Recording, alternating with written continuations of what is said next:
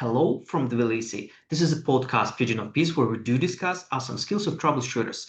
Watch, listen, and check the description below for the details. Let's talk about falsifiability and let's start with the definition.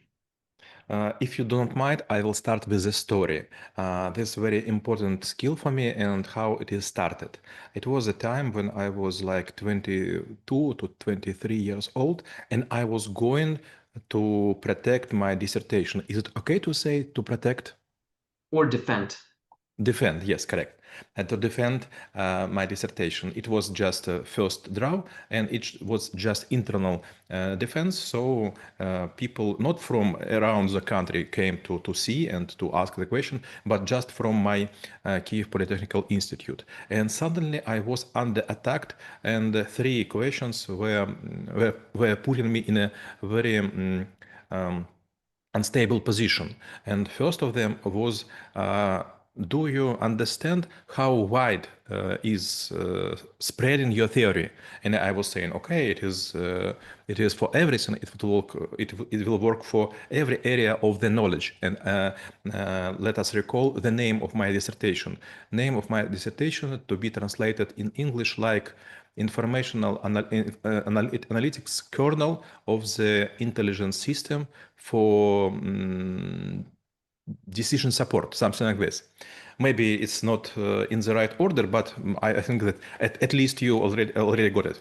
And then when I was very angry after this my defense, I was even thinking to quit the science. And then my scientific leader, it's okay to say scientific leader or научный руководитель. I would say, yeah, you're like a science leader. Science leader, he came, approached, and said, okay, but what is cost for you? If you are sure that it will work, your artificial intelligent kernel would work for any field of the science, let's just prove it. And then after several days of burning out, I started to draw this picture. Suddenly I found, and I was so frustrated, that my theories and my models and my equations, they do not work for everything. And it is for me was like a world before and world after. I was completely damaged. And I came to home to flat to my science leader, and I told him, you know, you're right. And it was very useful exercise. And I was honest with myself. And I see that from field like 6 to 6, so 36 cells, my invention would work just for 19th. And then he told me, okay, now you should read about Karl Popper principle. And I asked him, okay, I will do it, but why? And he told me, okay, you should read and then you'll come. And we were living, I don't know exactly, but maybe like 400 meters each from us. So I was forced to go home, then I was sleeping, then I was going to library because at this time it was almost no internet. And I found the book with principle of this person, Karl Popper. And you know, its book was brand new. It was issued like 15 or 12 years ago, but it was brand new. Some of pages even were stick each together because no one opened it. And when I found this page, I realized that there is a principle which saying that there are two kinds of knowledge in our world. First, it's about religion. It's about how to believe. And second is science, how to prove. And if something have age of applying, within this range, it is working theory or model or algorithm or something like this. But this age is showing that nothing in our real world could be applying for everything. And this age is like a criteria of Karl Popper. If something could not be falsified after those fringe or this age, then could be a science. Well, and if we would try to, I don't know, like maybe try to make it in a graphical way. So it seems like when we're trying to come up with a new dimension, with a new space, we're basically drawing it, but we don't really, like put some sort of like a limit. We're just like saying abstract world, not really mathematical, like eternity or whatever. And it seems that with the falsification, so what are we going to do? We just will say, okay, here is the border. Beyond this border, it's not going to work. It's like going into different dimension. So if we're looking at this way, or maybe, like slightly different one, so how to define this border, how to define those criteria, and maybe, like how is very, very broad question, but like what kind of dimensions, what kind of thinking we need to put to actually see that, like for example, we're not working in a 2D dimensional, but it might be like an n dimensional. When you will think about church, about God, you will remember the very important word omnipotent. So the something is so straightforward, so powerful that there are no limit for it. But even in the human language, there is a several stories, several paradoxes which could describe that even the omnipotent God could not be omnipotent. Something like this. Okay, could the God create the rock he couldn't um, lift up? If he could create and he could not lift up, then he is not omnipotent. If he couldn't create, then he also omnipotent. And there are a lot of such saying which was developed by Greek people, Greek philosopher, that this shows that everything is relative. So, for example, for me, like for small frog, the crane, it's okay to say журавль, crane. Yeah, crane. Crane is omnipotent because he could put me with his, I know how to say, kloof. Beak. Thank you, with his beak and put to the sky. And then, for example, eat me. But not so many powerful forces are all around in the world for the person who is adult and live in just usual multidimensional flat house. So this fringe, this edge would become, for example, if you try to run faster than Lewis, for example, 100 meters faster than 10 seconds. For example, if you will try to dive into the ocean under 300 meters, okay, it's almost impossible. It is very hard, for example, to jump higher than Masai in Africa. So everything has a limit. And if you will say that you able to do everything, that you are not belongs to the science world. Some Indian gurus I work with, and I will say several examples. One of those persons saying something like this: if I will put my fingers to the head of another man, it would blow up like grenade. And also when I go to toilet, just pure gold is going out of me. But for sure, how you could check it? So you should just believe. So this is not under the falsification criteria of Karl Popper. And for example, for some certain areas where, like people don't do any science, probably we would try to look into like what is the more like a practical, and by practical I mean like a real life practical, I mean the casual life, I mean the, like something that could happen like at work, at business, at relationships, or maybe, like when we're trying to build something with the technologies or whatever. So whether this principle could be applicable in a way so that, like it could be used in order to, not saying like a broad things, but maybe, like get to the point of something. And as you rightfully said, and I think I mark your word here, like be honest with yourself that like certain assumptions actually are wrong just because of, like something blocking that you found.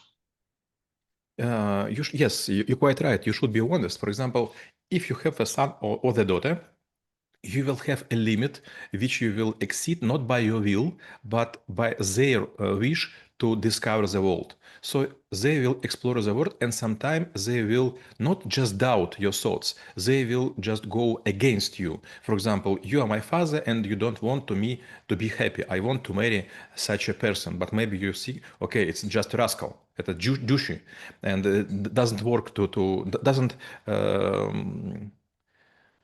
не стоит, doesn't worth Not worth it. not worth it. Yes, thank you.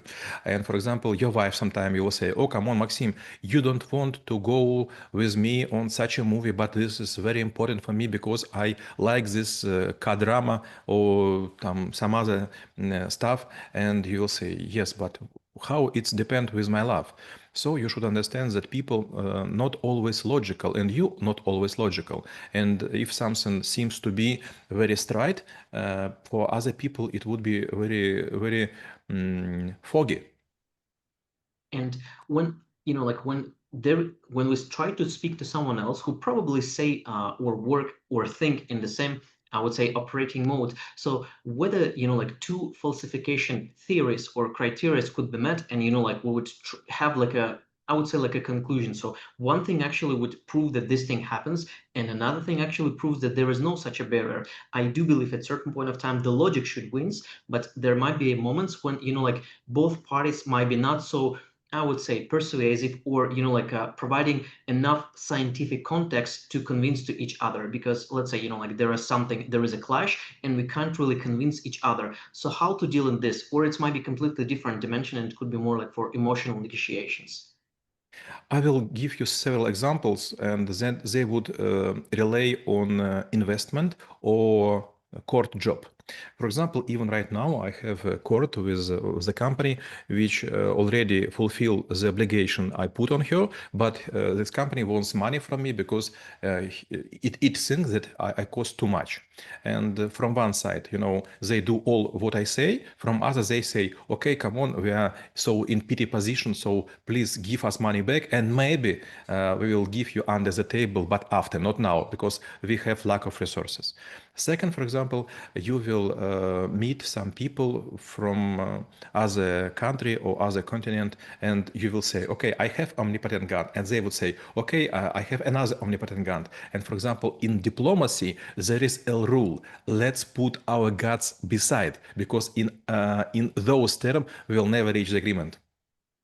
Well, and if we speak about, like computer world, like a technology, if we do want to, let's say, we build a certain system, and I probably would speak like in more like a broader way, and we want to make sure that, like let's say it's a security system, or maybe it's like an audit system, and we want to like embed certain checks, make sure that, like something is not breached, something is not, like a compliant. Obviously, like in the engineering, usually it's like nothing, there is no unlimited thing. So how this falsification criteria could be used to define the limits, or at least know like where to stop, or where to make the soft stop, so at least, like the human would be, I would say, warned when something wrong is happens, so that they know, like it's falsification criteria that triggered, so at least I can intervene and maybe, like handle the situation. When I was working with Motorola company, it was like 1991, and I was just a younger person. I was like 16 years old. And the one word which I learned from American guys, it was not how to say hello and goodbye. The most often word I heard from them, it was expose. Expose, it's уязвимость. Есть? Yeah, exposed. Expose. This could be exposed. And it was very strange for me. I see the computer plate, and there are a lot of transputers, like 64, and it is a very powerful machine to work. And we were thinking how to make data compression. You remember Hartman code and something like this. And I was so sure that this would create impossible impact on the world. And they were saying, okay, it is could be exposed because of the heat, because of the lack of programmers who could program for 64 CPUs. It's quite hard. And they were completely right. If you will see white papers, you will find processor DSP 96002, and it is exist in white papers, but it never goes to the Syria because it was too hard to program. It was too hard to, I don't know how to say, how to cool, охладить. Or cool down. How cool down, and it was very hard to create an operational system that will work in such a multidimensional and multi-processor unit environment. And for me it was almost impossible. It's a very powerful tool, but people do not want to cross some borders, and they are saying it could be exposed, so we could create another way. And it's quite strange. You remember those I don't temperature dimension tools? I know how to say градусник. Thermometer. Thermometer. Previously it was containing which kind of fluid, metal fluid? It was Mercury. mercury. Thank you, mercury. But now it is very dangerous. If you will broke it, you could poison some people. And now we have electronic thermometer. It was the same. So previously made thermometer was the way to expose people who was using him. The same would be with knowledge. And my last question will be how knowing about falsifiability could help to make this world a better place. You know, it's very strange, but when I was beaten during my dissertation defense, I remember several rules about uh, universality, about system, and about falsifiability. And now I became, how to say, adept of those rules. It's okay to I say? would say adept. I became adept of those rules. And you know, maybe I'm not always saying to the people, non-prepared people, okay, you will prepared, you know me, and I do not afraid to talk with you. But usually when I see, for example, startup, when I see some technologies, invention, I always thinking about if it is universal, if it is systematic, and if it is have any edge after which it couldn't be working out. And if I know this age, I would say, okay, now I understand how this works. For example, several weeks ago, I was approached by the team. They create so-called deep cube, this special device which make your brain sleeping quite deeper. And I ask them several questions, and they will say, okay, it would help everyone on any height and any circumstances. And I was trying to find this fringe, this age, but they were never surrender. And I think, okay, then I couldn't work with you. If you have such unique system, then you should go to the God. You should to religious people, not to scientific people. Well, the more dimensions you know, the more answers you have. And sometimes answers actually could not be the lucky word, the good ones. And we review the skill of falsifiability and how it could be helpful for you. Stay in peace.